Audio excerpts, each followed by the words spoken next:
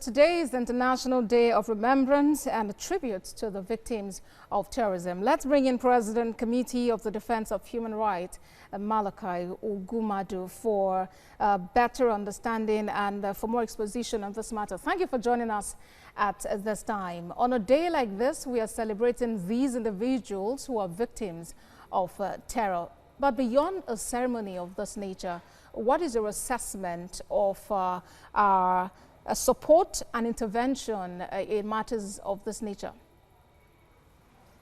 Well, thank you for inviting me.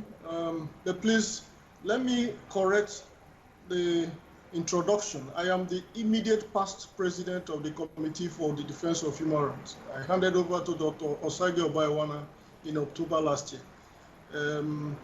Having said that, it's gratifying to note that the world has taken serious cognizance of victims of terrorism across the globe. It is also interesting to reckon that a significant portion of that population of victims are found in Africa, in West Africa, and particularly in Nigeria.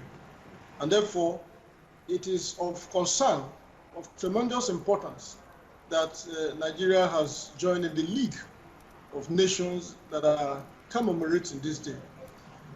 But it also a very deep commentary, and a sad commentary at that, on countries that have not successfully secured their citizenry, considering the fact that the primary purpose of government and governance all over the world, particularly civilized world, is to protect the lives and property of citizens of such nations. In our constitution, you'll find that expressly stated under section 14, subsection 2B of the 1999 constitution.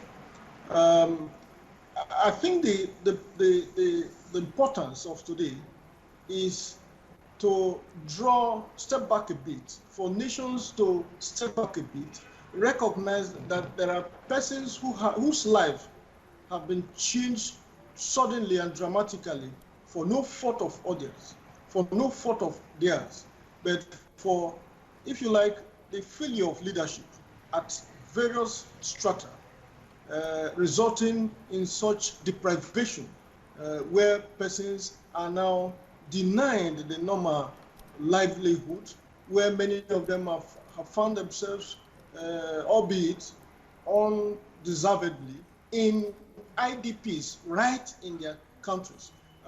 So much have also lost the loved ones. Many have lost their lives, their limbs, and so on and so forth. So a country such as ours will reflect more on some of those inadequacies that has made it impossible for lives to be secured in a way that restores the dignity of man to each and every Nigerian.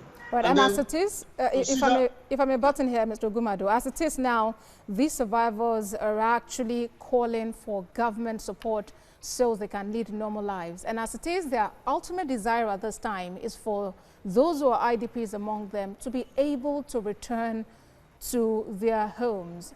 Considering what the time is this, what's the feasibility of this call and desire? Well, it is very doubtful that there are strong feasibility indications. It's very, very doubtful, considering first the time that it has taken. Secondly, the promises, and thirdly, the hopes against hopes. And what I mean by this is that on several occasions, for the umpteenth time, government has come out through its agencies, and most often through the cohesive forces of the country, speaking about the military, the navy, and so on, giving a timeline and assurances within which these IDPs will return to their normal lives. But for those moments, and in all of those occasions, it has turned out that their original places of abode have not been properly secured, because those who have summoned the courage to return as advised have got their fingers burnt. In the process, it were better that they remained in these IDPs. But as it is, Mr. Ugwummadu, the IDP camps are not meant to be homes, to serve as homes. They're just for those people to be there for a period of time and then to get back home. Let's see the progress we make in this regard in the coming days. Thank you very much for talking to us.